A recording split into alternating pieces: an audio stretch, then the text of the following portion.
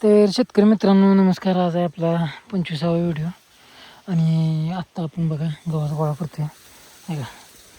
हे हत्ती घासातल्या सरीतलं कापले. हत्ती घास काय कापला नाही, हत्ती घास मोठा नाही झाला त्यामुळं आता गवतावरच कामकाज चालले. पुढे पण गवत बघा कापले आणि आता आपण गोळा करून आपल्या गोट्यापाशी नेणार आहे आणि तिथे गुरांना टाकायचे आपल्याला.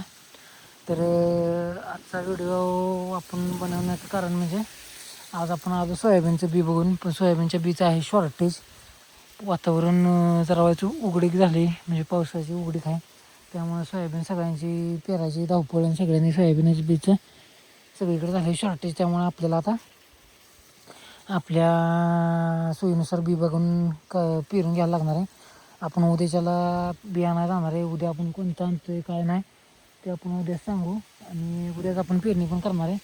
रोटर आपला चालू आहे. आज ड्रायव्हर गेला आहे ट्रॅक्टर घेऊन आणि बाकीचा उद्देश म्हणजे कसा, उद्याची पेरणी बघण्यासाठी आपल्याला सबस्क्राईब करा, लाईक शेअर करा आपल्या चॅनलला.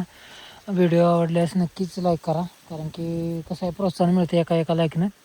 नवीन आहे आपण ह्या फील्डमध्ये, काय करतो आहे काय नाही ते आपण पुढे जाऊन बघूया. ही आपली बघा मका दिसते आहे, टोकलेली ही मका आपण.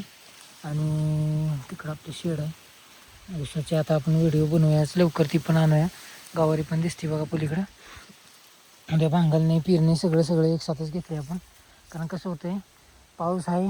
पावसात जेवढी उघडीक भेटेल तेवढं आपण काम पटपट करून घेणार आहे.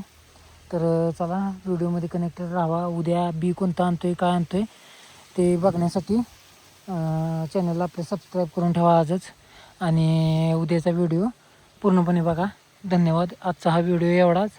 अजून पुढे काही आपल्याला सांगावंसं वाटलं, दाखवावंसं वाटलं तर ते दाखवू, नाही तर आजचा व्हिडिओ आपण इथंच शेवट करतो आहे. तर चला धन्यवाद.